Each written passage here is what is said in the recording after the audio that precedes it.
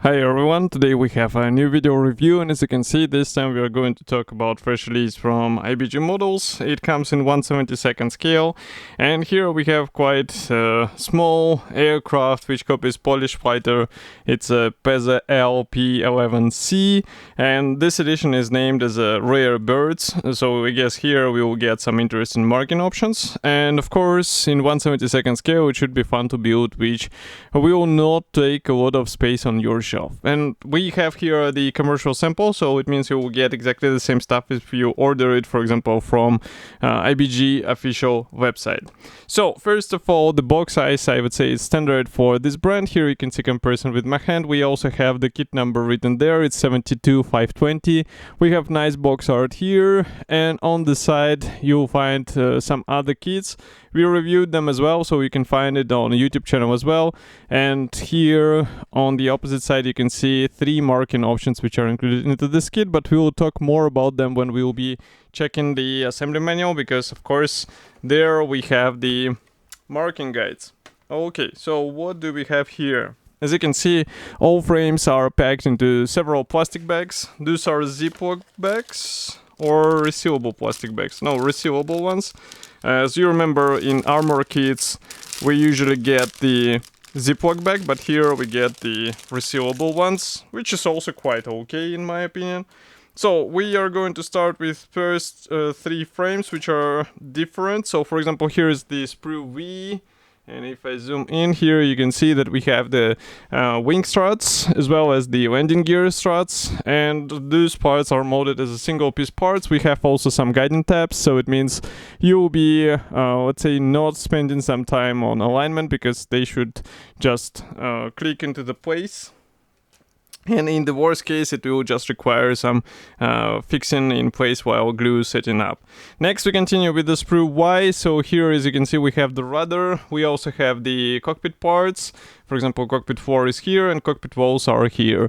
And note that the rudder also has quite nice external features. So camera now will focus and you can see it with your own eyes.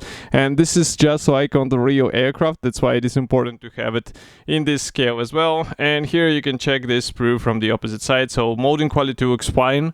And I think even the cockpit should be a good looking thing after careful assembly.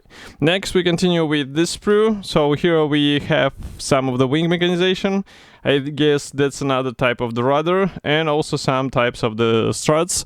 And of course, not all of them will be used. It will depend on the type you choose. So pay attention to the version you will be building, because as you can see, there are a lot of parts which are repeating themselves, and you will have to choose the right one. Next, we continue with another plastic bag. Probably you can hear me unpacking it. So here we have more of the thin sprues, and maybe I will show them at the same time because they're quite tiny. So here first 2, and here's another one. So molding quality looks fine. We have also the nice cowling elements. Note that the propeller is molded together with the blades, and attachment points are right on the blades, so you have to be careful while separating this part. And if I bring it closer, here you can check the details on these elements. They look fine, but well, I'm not a huge fan of the attachment points on the blades.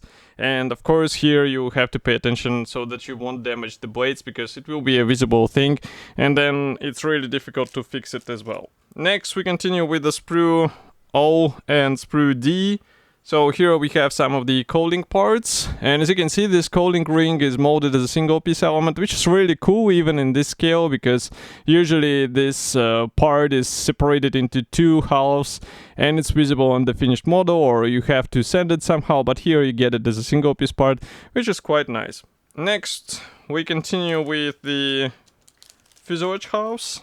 So fuselage halves are molded like this. As you can see, we don't have the tail fin and we do not have cowling parts. As you remember, we have nice external features, and this is the recessed panel lines. If I press the focus, now you can see what I'm talking about. And if I flip it over here from the opposite side, you can see that we also have some cockpit features, which is quite important because we have the open fuselage here, so that's why it will be visible on the finished model. And one more pair of the fuselage parts is here, so you basically get 2 sets of the fuselage parts, and that's why I was saying that it's important to choose the right one so that you get to assemble the proper version of the aircraft. And by the way, here you can note also the one-piece cowling section, which is as good as the previous one. Next we have the sealed plastic bag with a clear sprue, so here I will have to cut through it, and in the meantime I can say that IBG usually does not include any masks, so in case you would like to let's say have a nice paintwork on your aircraft, you will have to cut your own stickers or maybe buy some aftermarket in order to get the same result. But as for the parts, if I place it here, you can see with your own eyes that the molding quality is really good. There are no complaints about any features on these parts. It's just a matter of masking and getting the nice framing on those parts. Next we have the Ziploc bag, so at least one is in the kit, and it is dedicated to 2 small sprayers. And here I can see we have another type of the propeller. We have also the engine and also the ailerons. Maybe I can bring the engine closer so that you can see that the features are quite okay for out of the box build. I think with some careful painting and weathering you can get a quite nice result in terms of this power plant. And last but not the least is the sprue with wing parts, so I'm going to open it right now. Here we have the sprue W, and this one is dedicated to both top and bottom wing panels. So if I zoom out, you can see what I'm talking about. We have separate ailerons, and overall I would say it's a quite smart parts design. So we also get all necessary external features, and if I flip it over here inside, you can see that wing edges will work as a guiding elements, which is quite cool. And here, as you can see, the wing root is also pre-molded on the top half, so you get all of the necessary things out of the box. Next, one more resealable plastic bag is dedicated to decals and P thread. And there is not only the P thread, there is also the small film for the canopy in case you are brave enough to use the P framing, and I will show it in a second. So now you should be able to see it. Let's zoom in. So that's the film. Those are the P parts. Again, you can see comparison with my fingertip. Those are quite tiny parts. So be sure to have the sharp tweezers, because otherwise it's impossible to get them into the right spot. And I wouldn't even recommend to try, because you just will damage the parts and lose some of them. Next we have decals which are printed in tech mode, and printing quality looks quite fine. You can also see this metallic finish on the bird's signs, and also here we have some decals for the cockpit, some stencils. So everything is cool. The only thing required from you is careful application of those things on your aircraft, and you will be good to go. Next we continue with the assembly manual. So I'm going to put it on the table like this. Let's close the lenses a bit and zoom out. So that's a large color printed brochure. As you can see, we have short history note on the first page. Next we continue with the parts map and also the painting guide for the interior. Assembly process starts with the cockpit, of course, and here we continue with assembling the sidewalls, also installing some of the machine guns on the fuselage halves, and then you also get to replicate the seat belts with help of P, of course. And next we have some assembly options. So as you can see, there are different parts for different aircraft, so pay attention to this. But the engine compartment should be quite detailed, and finished engine should be visible on the finished model.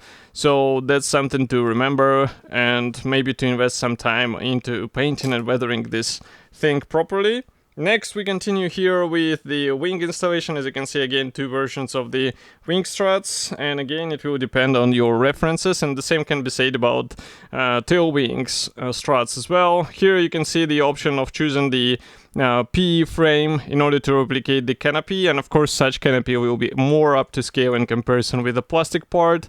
Here we have also some rigging guide, and it's quite simple for such aircraft. Then we have the small ad for other kits from the same brand, and here we continue with the marking options. So those are 2 aircraft from, I can see that this one is from it was defending the capital from Luftwaffe attacks. This one is from 1939, and one more in winter camouflage. This one is from, I don't see the year to be honest, 1939 probably, and 1940 on the eastern Poland. So quite an interesting marking options, and of course you'll be free to choose any out of these 3, and maybe it's worth getting some reference materials, maybe some books from Kagero. But as for today's kit, I think it's a really cool thing to assemble, especially if you're tired from all of these BF-109s and Mustangs, then definitely check out this kit. And of course I will be happy to hear your opinion, so write it here in the comment section below, and I will see you in the next video review as usual. Thank you for joining me today, and bye.